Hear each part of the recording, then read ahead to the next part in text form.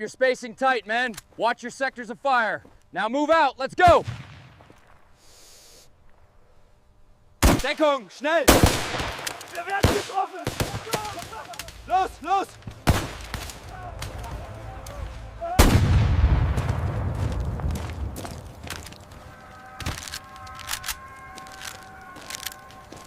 Keep your eyes peeled. Watch that doorway, moving up.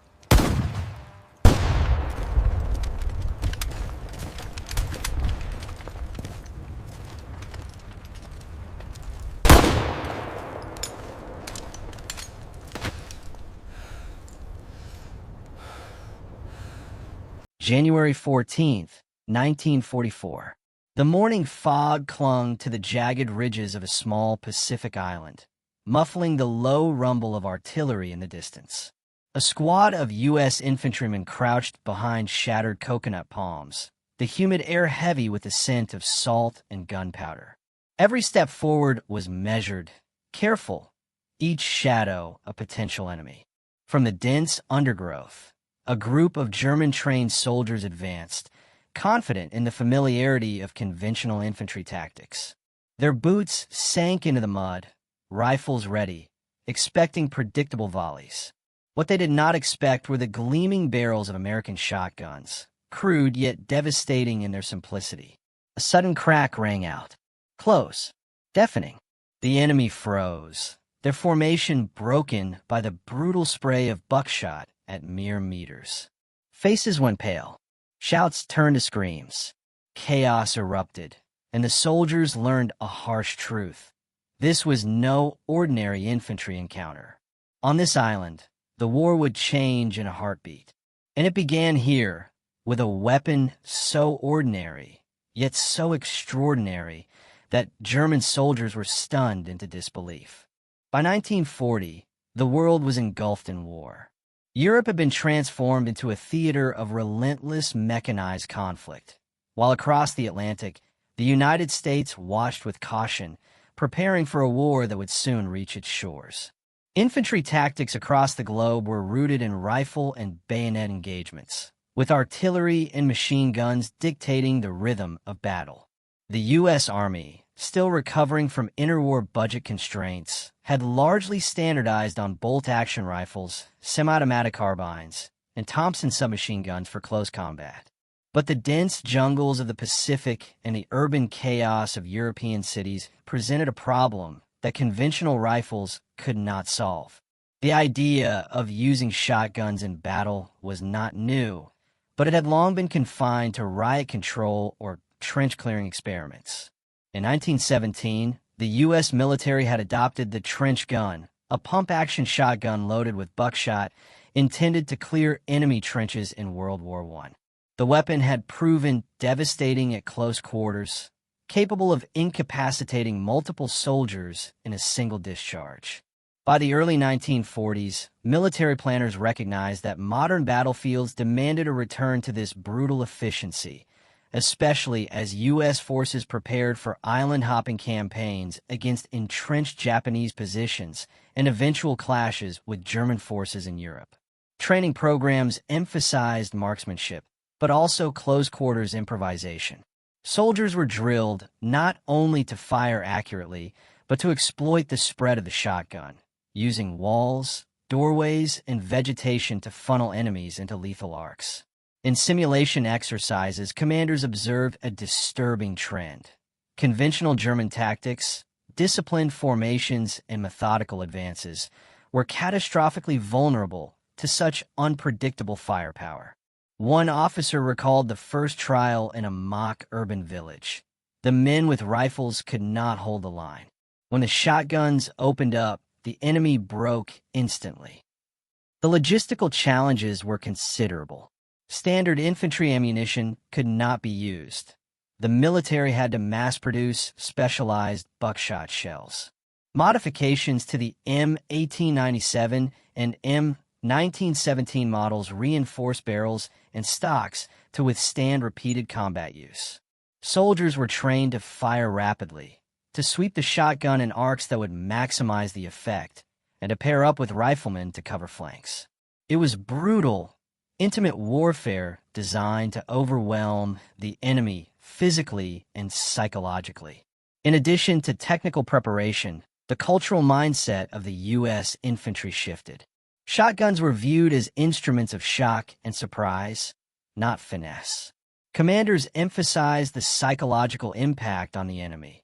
A sudden, deafening blast at point-blank range would halt an advance, disorient commanders, and leave soldiers reeling. Reports from early deployments noted that German troops, trained to expect rifle volleys and machine gun suppression, were stunned when faced with the shotgun's raw, chaotic spread. One private wrote home from training, "It's like holding thunder in your hands. The first time you fire it, you feel the war in a new way." The Pacific campaigns became the testing ground. On islands like Saipan and Polilliu, U.S. soldiers faced tightly dug-in Japanese defenses, bunkers, and narrow jungle paths. Commanders observed that shotguns excelled where rifles and submachine guns faltered. In dense foliage, visibility was limited. A shotgun's wide spread could neutralize multiple targets without the precision required by other weapons. Similarly, in the European theater, urban combat in France and Belgium demanded weapons that could dominate doorways, stairwells, and barricaded streets. The soldiers who wielded these weapons learned quickly that the psychological shock was as important as the physical damage inflicted. By the time American units first clashed with German forces in close-quarter scenarios, the groundwork had been laid. Soldiers were confident, weapons were ready, and tactics had been refined to exploit the surprise factor. The battlefield was being prepared not just for engagement, but for an experience that would unsettle the enemy in a way few had anticipated. And when the Germans encountered U.S. infantry wielding shotguns for the first time, their training and doctrine offered no preparation for what came next. By mid-1944, the U.S. Army had deployed shotgun units across multiple theaters, each adapted to the unique terrain of battle. In the Pacific, thick jungles, rocky ridges, and narrow beaches made conventional rifle volleys inefficient and often deadly to advancing troops.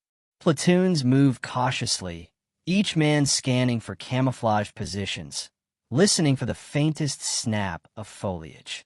A single misstep could mean a hidden machine gun nest or a concealed bunker. In these environments, the shotgun became more than a weapon. It was a force multiplier, turning hesitation into decisive action. Urban warfare in Europe presented a different challenge. French villages and Belgian towns, bombed and barricaded, created labyrinths of rubble and narrow alleyways.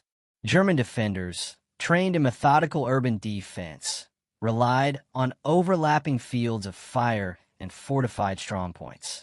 They anticipated incoming American forces armed with rifles and grenades, expecting predictable patterns of engagement. The introduction of the shotgun shattered those expectations. A squad advancing through a bombed-out street could sweep a doorway or stairwell with buckshot, halting a coordinated defense in seconds. Soldiers described the experience as surreal.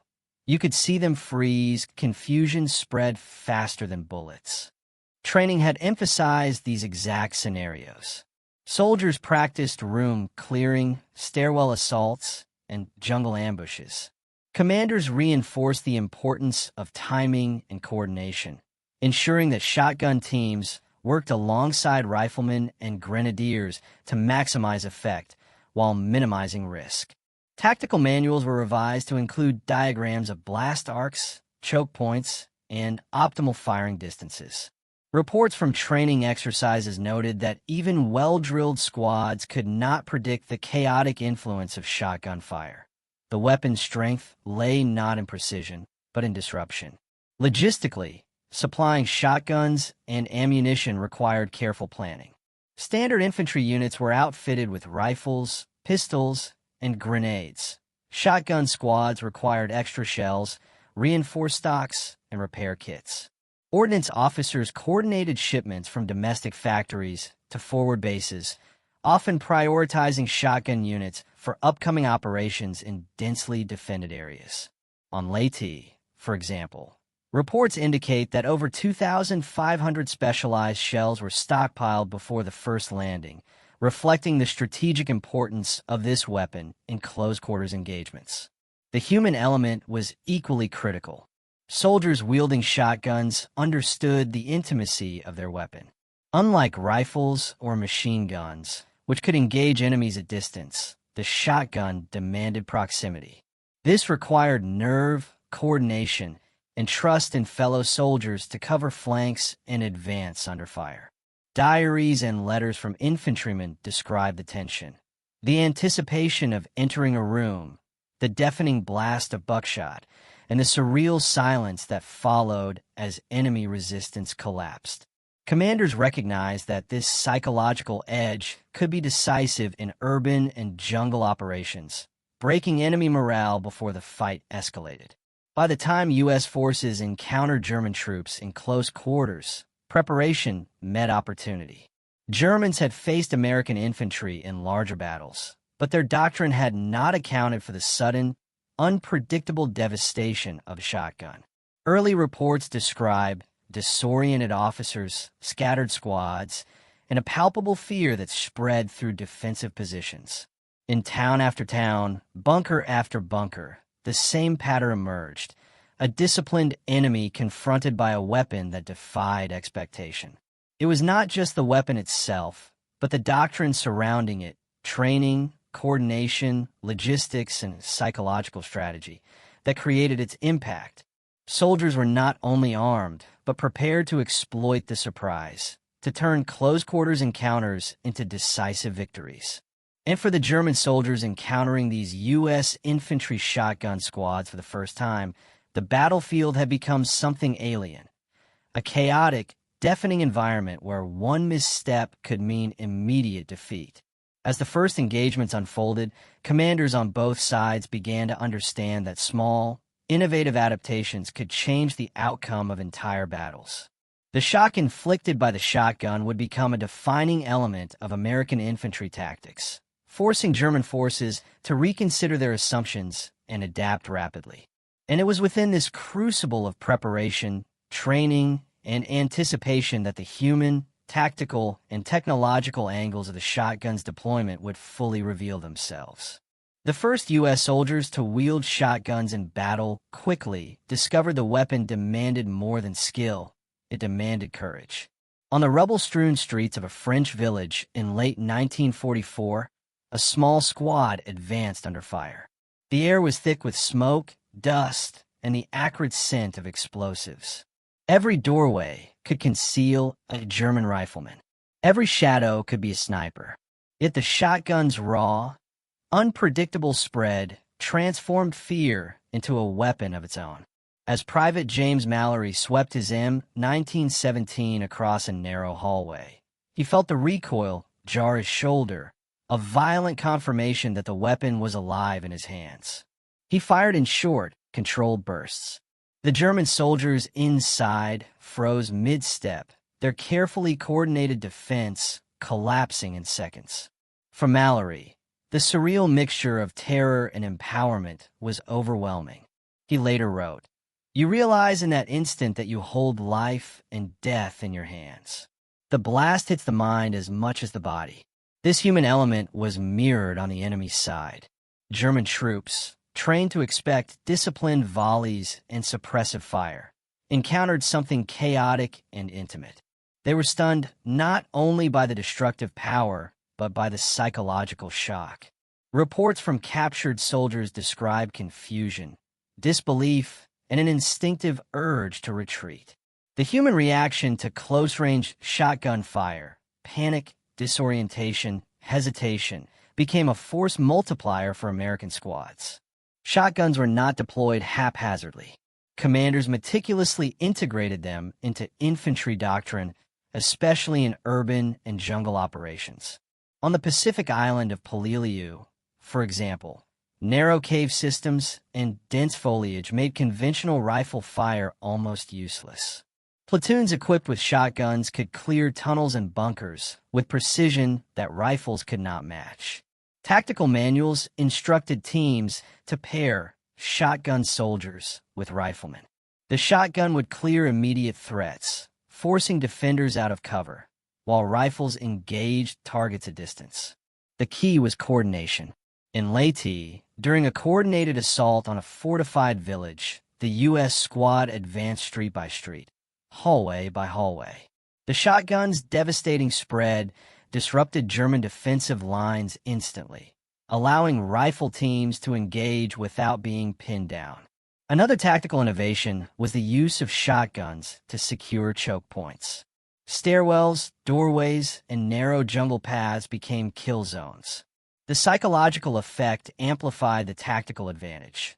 Enemy soldiers, uncertain of what awaited, hesitated or fled, allowing squads to seize critical positions with minimal casualties. By the time the Germans recognized the pattern, it was often too late. The chaotic power of the shotgun had already reshaped the battlefield. The weapon itself was deceptively simple. The M1897 and M1917 shotguns were modifications of civilian models, reinforced for military use. Stocks were strengthened to withstand repeated recoil, barrels shortened for maneuverability, and specially designed buckshot shells allowed for maximum lethality at short range. Each shotgun was a tool of controlled chaos, designed to dominate confined spaces where conventional firearms were ineffective. In training, soldiers learned to exploit the shotgun's unique characteristics. A sweep of the barrel could cover an entire doorway. A quick pump action could fire multiple rounds before the enemy had a chance to respond. The spread of buckshot did not require precision. The weapon compensated for human error, making even inexperienced soldiers capable of devastating results. Commanders marveled at its simplicity, as one lieutenant wrote. In the right hands, this weapon turns ordinary men into instruments of overwhelming force. The technology also forced logistical adjustments. Buckshot shells were heavier than rifle rounds, limiting how many a soldier could carry. Maintenance kits were issued to prevent jams in humid or sandy environments. Yet the design's effectiveness outweighed its drawbacks. In battle, the raw power and psychological impact of the shotgun consistently disrupted enemy formations, creating openings that conventional fire could not achieve. German troops, encountering American shotguns for the first time, were bewildered. In Europe, German doctrine emphasized disciplined volleys, overlapping fields of fire, and predictable engagement zones. Shotgun fire shattered these assumptions. Soldiers found themselves under assault in ways their training had not prepared them for. One German sergeant, captured during a close-quarters engagement in Normandy, later recalled, "We expected rifles, maybe grenades. But the Americans, how they fired that weapon. It was like a storm had entered the room. Men were falling, screaming, confused. We could not respond." The sudden, chaotic blast of buckshot disrupted the chain of command, broke defensive lines, and forced retreats. Even elite units were unprepared for the weapon's psychological impact. The Germans quickly realized adaptation was necessary, but their standard tactics were ineffective in the confines of narrow streets, bunkers, and jungle tunnels. Attempts to counter the shotgun often resulted in higher casualties, as hesitation or misjudgment left soldiers exposed. The weapon's value lay not only in its physical lethality, but in its ability to unnerve and disorient a highly trained adversary. The decision to deploy shotguns was not made lightly. Commanders understood the psychological as well as physical impact of the weapon.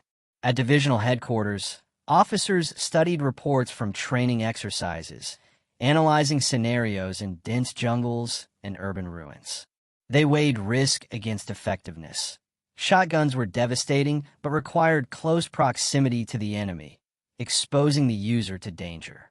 Lieutenant Colonel William Bill Rivers, leading a company on Saipan, observed early deployments. "These men are trained for everything except fear itself," he noted. "The shotgun gives them a tool to impose shock on the enemy, but it demands discipline, timing, and coordination. Misuse, it could cost lives." Used correctly, it changes everything.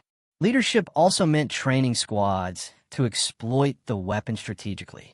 Platoon leaders coordinated movements to funnel enemies into kill zones, assigning shotgun teams to choke points, stairwells, and doorways. Communications were critical. One misstep could result in friendly fire. Commanders emphasized not only the weapon's lethality, but its role in controlling the battlefield's flow. In post-battle reports, many credited the effectiveness of the shotgun squads to meticulous planning rather than sheer firepower alone. The shotgun's use introduced a uniquely personal dimension to warfare. Unlike rifles or machine guns, which could kill at a distance, shotguns required soldiers to engage at frighteningly close range. This intimacy altered the psychological landscape of combat. Veterans described a surreal awareness of life and death in every encounter, where one misstep could mean immediate demise. German soldiers faced this brutality head-on, often less than 10 meters away from their attackers. The psychological toll was acute. Letters from prisoners reveal feelings of shock and terror rarely recorded in conventional battle accounts. One soldier wrote, "It's not the bullets, it's the sound, the chaos. You see your comrades fall and have no time to react. You freeze." The effect extended beyond the battlefield, shaping training doctrines and soldier morale for both sides. For American troops, the shotgun demanded courage and resolve. The deafening blast, recoil, and close proximity to the enemy created an adrenaline surge unlike any other weapon. Soldiers developed techniques to manage fear, controlled sweeps, coordinated advances, and rapid reload drills. Those who mastered the weapon became instruments of both tactical and psychological dominance. Commanders also adapted shotguns for specialized roles. In some units, barrels were shortened to improve maneuverability in tight quarters. Sling systems were modified for rapid access, and heat-resistant stocks allowed sustained firing without injury. Experimental ammunition was tested, including triple-charge buckshot rounds capable of tearing through thin barriers or light fortifications. These modifications were often battlefield-driven. On Leyte, soldiers reported jams caused by sand and mud in dense terrain. Ordnance teams responded with reinforced pump mechanisms and protective covers. In urban Europe, choke points and barricades prompted creative shell loads that maximized spread without sacrificing penetration. The continuous feedback loop between soldier, command, and engineer ensured that the shotgun remained effective in the most extreme environments. Faced with the shotgun's disruptive power, German commanders attempted rapid adaptation. Defensive formations were altered to avoid choke points. Doorways were reinforced, stairwells covered with overlapping fire, and patrols made more cautious. Yet the weapon's unpredictability limited the effectiveness of these measures. In close-quarters engagements, hesitation was fatal, and even seasoned soldiers struggled to adjust. Reports from captured German officers illustrate their disbelief. "We had prepared for everything, rifles, grenades, even flamethrowers, but this was chaos itself," wrote one.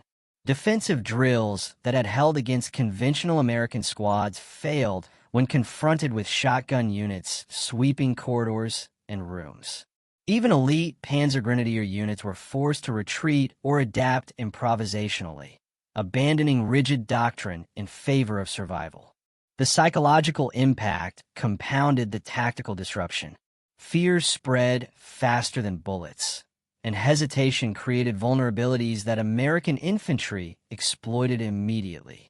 Commanders recognized that the shock factor could be strategically decisive, shaping the outcome of an engagement before significant physical confrontation even occurred. Taken together, the human, tactical, technological, leadership, and enemy perspectives reveal a consistent pattern. The shotgun was not merely a weapon, but a force multiplier. Its introduction altered the dynamics of engagement, giving small units a disproportionate advantage in confined or chaotic combat environments. Soldiers could impose psychological shock, disrupt enemy formations, and seize terrain with a combination of brute force and coordinated strategy. It is this combination of factors, the intimate human experience, the tactical ingenuity, the technological adaptability, and the enemy's unpreparedness, that set the stage for the defining moments of the shotgun in combat. When deployed effectively, these squads were not simply fighting. They were rewriting the rules of infantry warfare, forcing adversaries to confront a battlefield suddenly transformed by surprise, fear, and controlled chaos. The next chapter unfolds in the intensity of action itself, the moments when these preparations, tactics, and weapons collided with the enemy in decisive, unforgettable engagements. July 21st, 1944. The streets of St. Lo, a small town in Normandy, lay in ruins. Smoke rose from shattered rooftops, mingling with the early morning fog.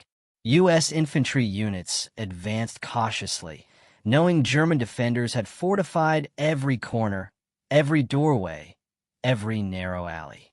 For Private First Class Thomas Harding, gripping his M1917 trench gun, the world had narrowed to a single hallway. Every heartbeat echoed against the rubble.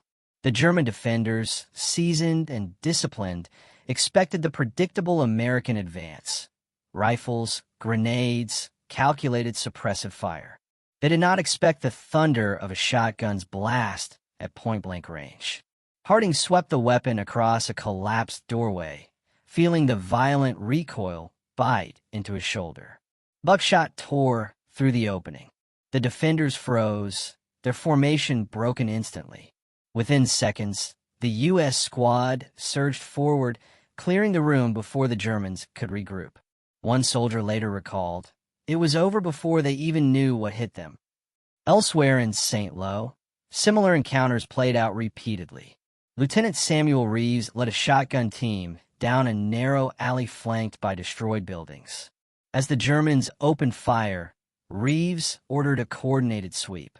The shotgun spread swept across the rubble-strewn lane, forcing defenders to take cover or flee. Moments of chaos became seconds of opportunity. Entire enemy positions collapsed under the dual weight of physical destruction and psychological shock.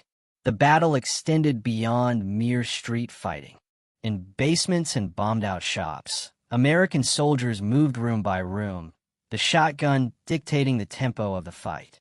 The weapon's effectiveness was magnified by urban terrain. Confined spaces amplified the blast. Corridors funneled enemies into the lethal spread, and rubble provided both cover and choke points. Commanders observed a pattern. Where rifles and submachine guns had faltered, shotguns succeeded. Meanwhile, the Germans attempted to adapt. Officers shouted orders to retreat, reorganize, or set ambushes. But the sudden, unpredictable nature of shotgun fire disrupted timing.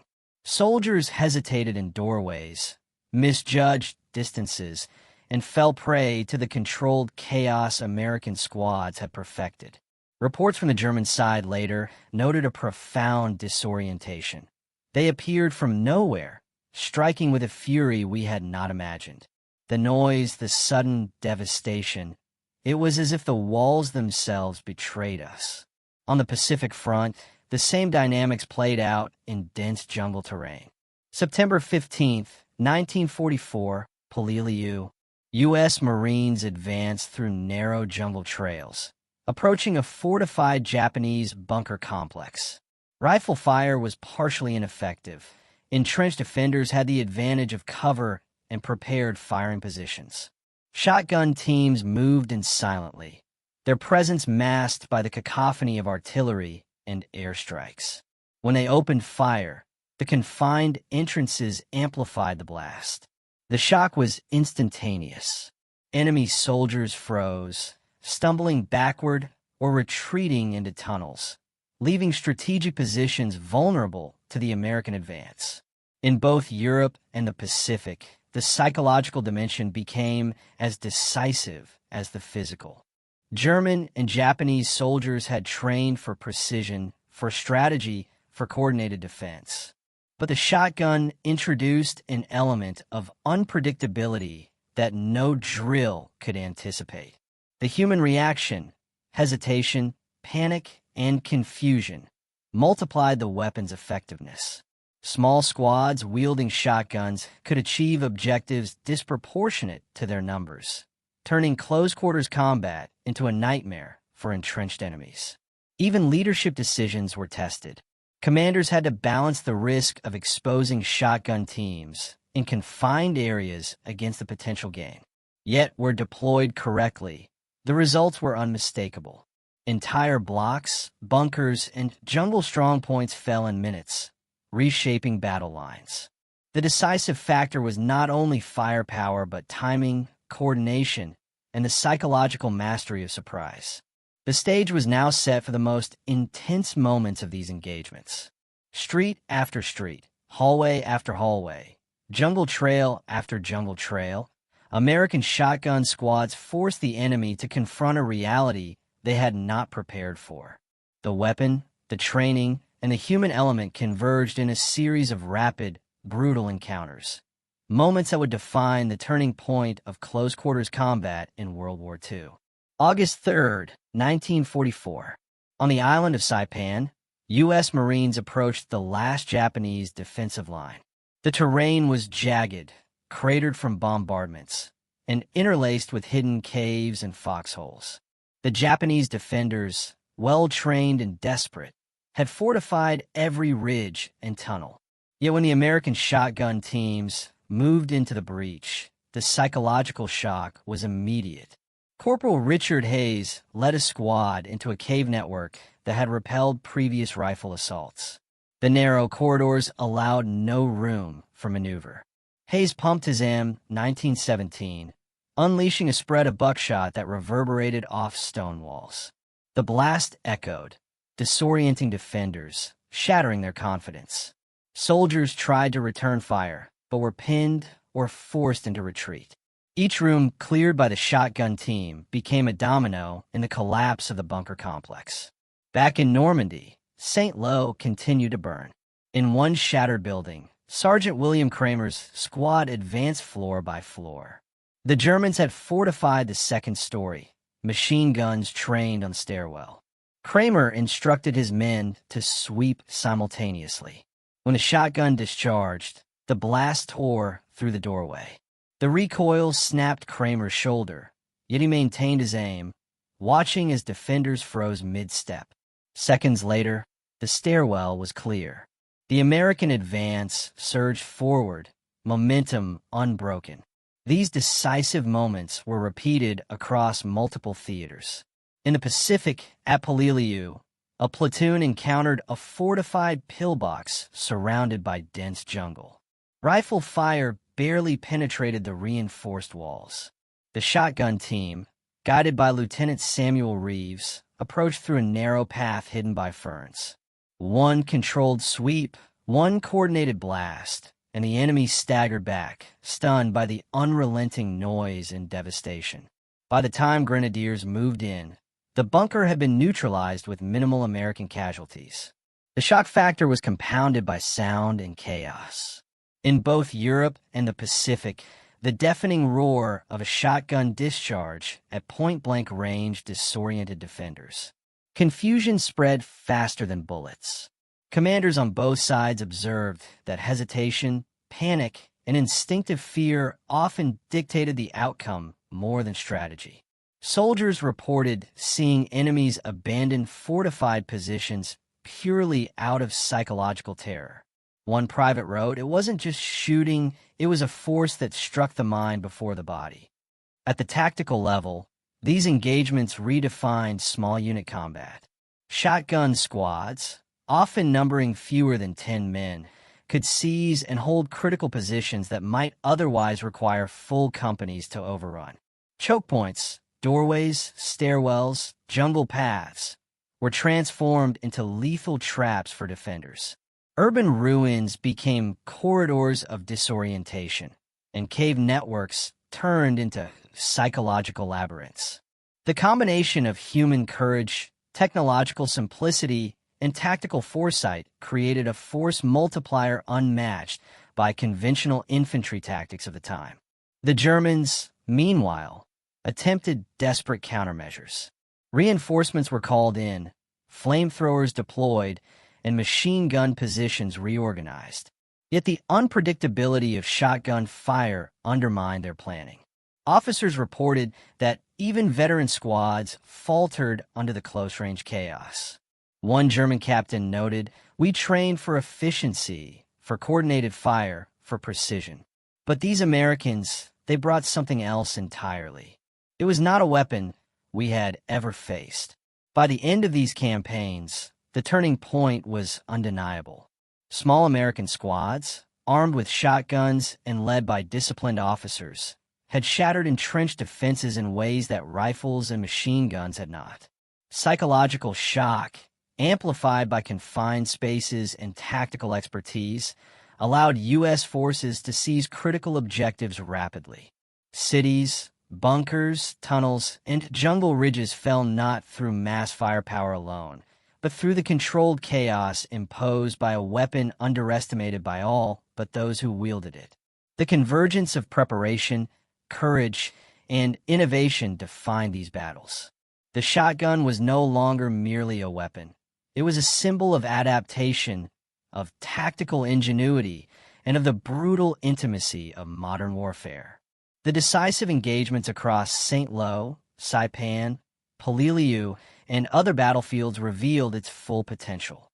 And in the aftermath of these confrontations, the consequences for soldiers, commanders, and entire campaigns would ripple far beyond the immediate chaos of battle. By late 1944, the impact of the shotgun on the battlefield was undeniable. Across Normandy, Saipan, and Peleliu, U.S. infantry squads had demonstrated a capability that redefined close-quarters combat. Reports circulated through headquarters. Entire enemy positions, fortified buildings, jungle bunkers, and cave networks had fallen in minutes under the combined effect of psychological shock and lethal firepower. Casualties were significant, but the ability of small squads to achieve objectives with minimal manpower offered a strategic advantage that could not be ignored. German field reports from Normandy captured the shock and disbelief experienced by their troops. One officer wrote, "We had anticipated American rifles, perhaps grenades, machine guns, but this was something else entirely." Men froze where they stood. Our lines crumbled not because of numbers, but because the Americans had broken our minds before our bodies.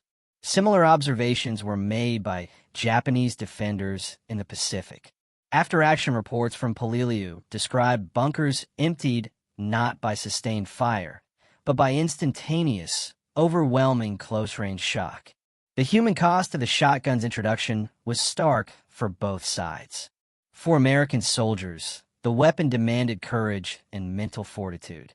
Close-range engagement meant exposure to enemy fire, intense recoil, and sensory overload. Many veterans recalled the terrifying intimacy of combat. One private noted, "You saw the enemy face to face, and in a heartbeat, it was life or death." The shotgun made that moment absolute. Yet, despite its brutality, casualty figures indicated that shotgun-equipped squads often suffered fewer losses than conventional rifle teams in confined engagements, a testament to their tactical effectiveness. Logistically, the military recognized the weapon's unique demands. Special shells had to be produced in quantity. Stocks and barrels required reinforcement. Training had to emphasize controlled sweeps, teamwork, and psychological management. Ordnance officers reported that more than 50,000 specialized buckshot rounds had been issued across European and Pacific theaters by the end of 1944. The weapon's success prompted continued innovation, including improved pump mechanisms, reinforced stocks, and tailored ammunition designed to maximize lethality without compromising maneuverability. The psychological effect on the enemy reshaped subsequent engagements. German units began altering patrols, avoiding choke points, and reinforcing doorways, but these adaptations often came too late. Confusion, hesitation, and fear were now variables on the battlefield as deadly as bullets or artillery. Commanders noted that morale, once solid, could fracture in seconds when faced with a well-coordinated shotgun team. The weapon had become not only a tactical tool, but a force capable of shaping the mental landscape of entire units. Strategically, the shotgun's success influenced infantry doctrine. Close-quarters combat manuals were revised to include shotgun deployment, and units trained specifically to clear urban and jungle environments were established. The combination of psychological and physical disruption allowed smaller forces to achieve objectives that previously required significantly larger units.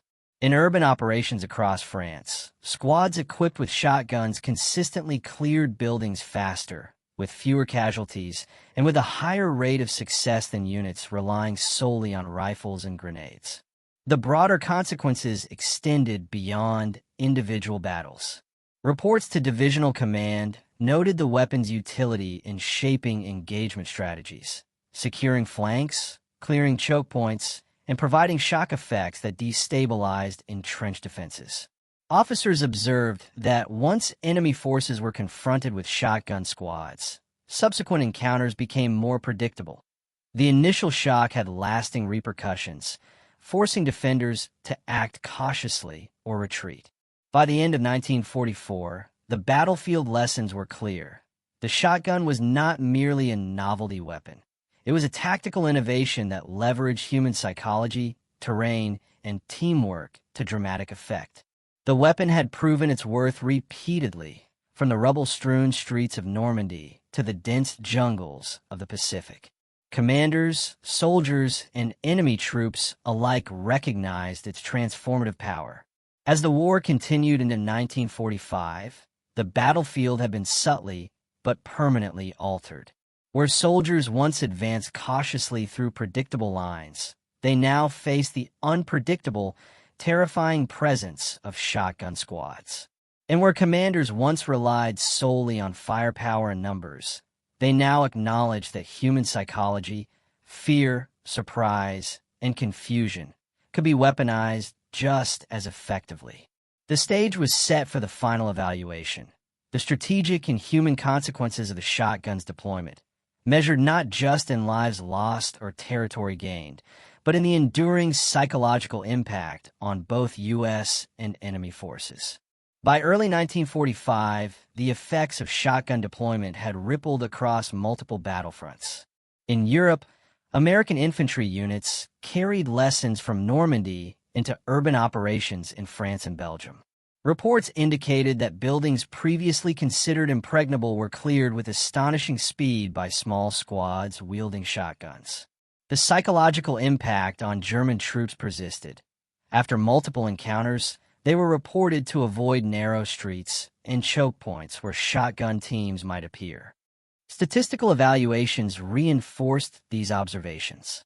U.S. Army after-action reports recorded a reduction in close-quarters casualties for squads using shotguns, compared with conventional rifle teams, sometimes by as much as 30 to 40% in confined engagements. German and Japanese records corroborated the effect on morale. Units confronted by shotguns often broke ranks, retreated, or surrendered more readily than those facing conventional arms. The weapon's ability to combine physical lethality with psychological disruption had been quantified on the battlefield. Strategically, commanders began to integrate the shotgun as a specialized tool for assault operations. Manuals outlined scenarios for urban clearing, bunker assaults, and jungle ambushes. Combined with rifle and grenade teams, shotgun squads became a core component of tactical doctrine. Logistics adapted as well. Factories increased production of specialized buckshot rounds, and ordnance officers developed reinforced M1917 and M1897 models capable of withstanding repeated combat use under harsh environmental conditions. The human dimension remained profound. Veterans recounted the intense experiences of wielding shotguns, deafening blasts, close-range encounters, and instantaneous decisions that could mean life or death. Letters and memoirs described the emotional weight of seeing enemies struck down mere feet away, coupled with the adrenaline surge of survival. Commanders emphasized psychological preparation alongside physical training, understanding that the weapon's effectiveness depended on both technical skill and mental resilience. For the enemy, adaptation was slow and incomplete. German officers implemented more cautious patrols, avoided exposed choke points, and reinforced doorways, but the unpredictability of shotgun engagement continued to create chaos in defensive lines. Japanese defenders in the Pacific experimented with tunnel traps and narrow passageways to limit the blast radius. Yet the weapon remained a decisive factor in jungle warfare, particularly in close quarters where conventional rifle fire was less effective. The broader implication was clear. The introduction of the shotgun had permanently altered the calculus of close-quarters combat. Small unit tactics were redefined. Training emphasized psychological as well as physical mastery, and military planners recognized that innovation, rather than sheer numbers, could tip the balance in high-stakes engagements. In reports submitted to division commanders, the recurring conclusion was consistent. The shotgun was a force multiplier, both tactical and psychological, that allowed a handful of soldiers to control outcomes disproportionate to their size. By the time the war drew toward its final months, the battlefield had been subtly but permanently transformed. Where infantry once relied solely on rifles, grenades, and artillery, they now carried the weapon that forced enemies to confront immediate, unpredictable devastation. Commanders, soldiers, and even adversaries understood the dual power of the shotgun, its lethal physical impact and its unmatched ability to fracture enemy morale. As the echoes of these engagements faded across Normandy, the Pacific Islands, and countless other battlefields, the consequences of innovation were undeniable. Shotguns had rewritten the rules of small unit combat, leaving an enduring imprint on infantry doctrine, military psychology, and the experience of soldiers on both sides of the conflict. And from this transformed battlefield, we step into reflection, considering what these moments of innovation, courage, and chaos reveal about warfare, humanity, and the unpredictable ways that even a single weapon can shape history. The battlefield is often measured in numbers, troops, casualties, territory gained or lost. Yet the story of the shotgun reminds us that warfare is also shaped by innovation, psychology, and human courage. A simple, reinforced weapon, designed for close-range encounters, became a tool that transcended its mechanical function. It transformed small squads into instruments of both fear and decisive force, turning chaos into opportunity. For the soldiers who carried it, the shotgun demanded more than skill. It demanded presence of mind, courage under the most intimate and terrifying conditions, and trust in one another to survive the close-quarters brutality of combat. The deafening blast, the recoil that shook shoulders, the immediate threat of the enemy mere feet away, all of it combined into moments of intense clarity, where split-second decisions could mean life or death. In these moments, ordinary men performed extraordinary acts, reshaping the course of individual battles and, by extension, campaigns.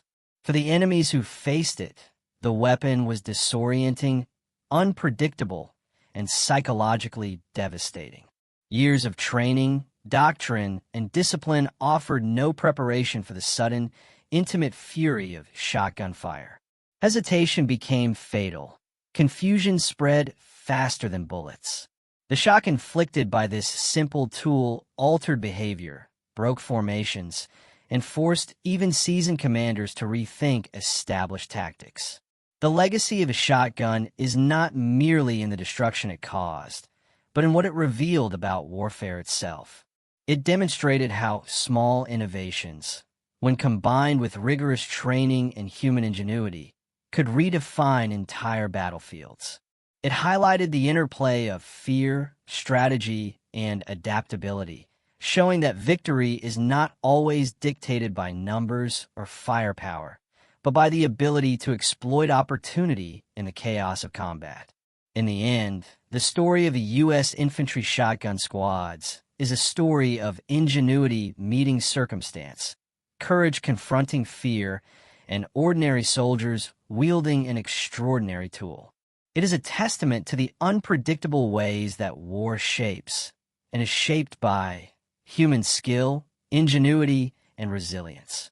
And as the echoes of those battles fade into history, one truth remains clear. Even the simplest weapon in the right hands can leave an indelible mark on the world.